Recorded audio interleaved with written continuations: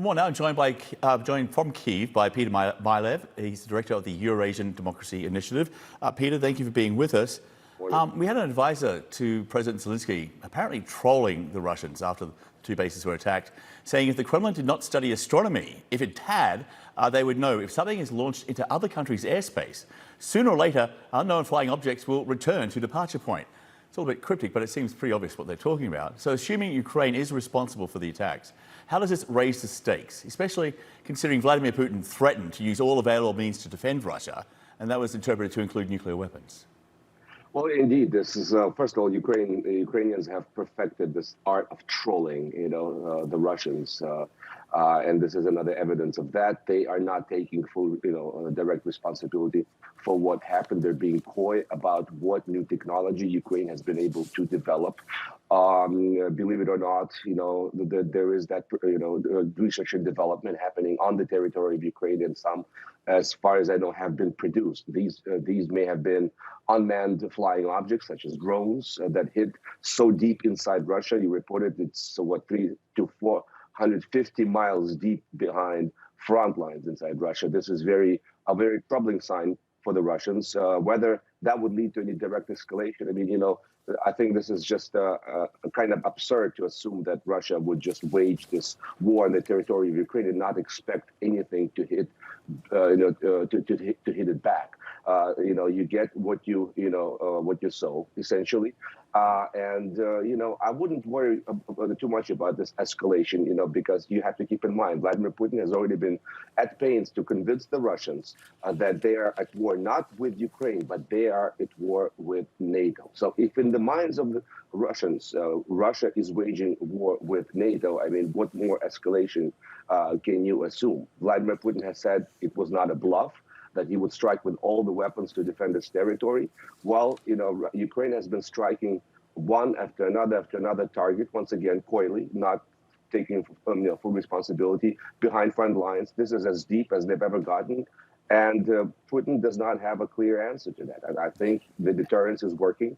He's been sent a signal by the international community, including the Chinese, that the use of nuclear weapons cannot even be contemplated. And back in October, there was a statement by Ukraine's state-owned weapons manufacturer, it was posted on Facebook, a new long-range drone with a range of 1,000 kilometers, or about 600 miles, so maybe these strikes go even deeper still.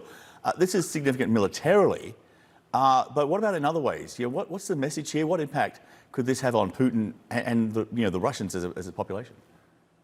Well, I think first of all, it's a question of fairness. You bring war to another country, then you expect the war to arrive at your own doorstep.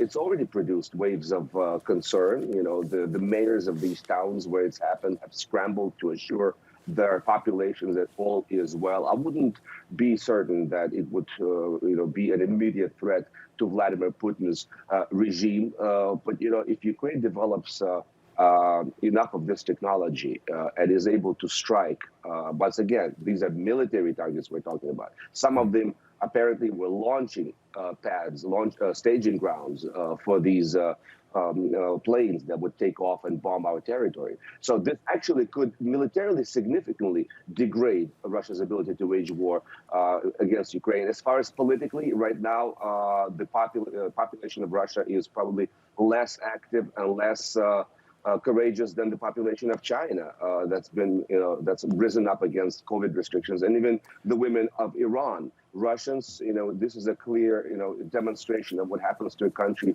when you have a leader in power for 22 years who has subverted all institutions and instilled great fear among his people.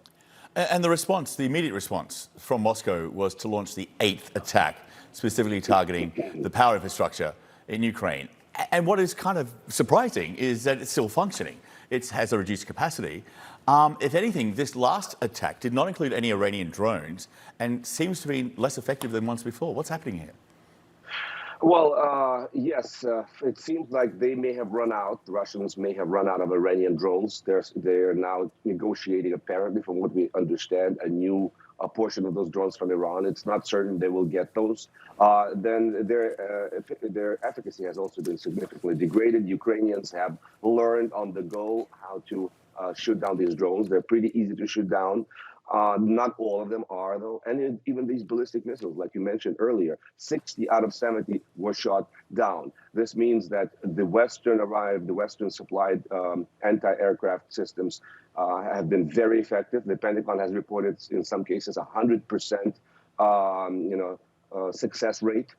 We are expecting more, obviously. Pentagon has contracted to produce 2 more NASAM systems. And obviously, the open question remains if America will give Ukraine its Patriot system, which is hugely sophisticated, takes a long time to learn, obviously will not help in the short run, but in the long run, we're going to be living next to this neighbor with Putin or without.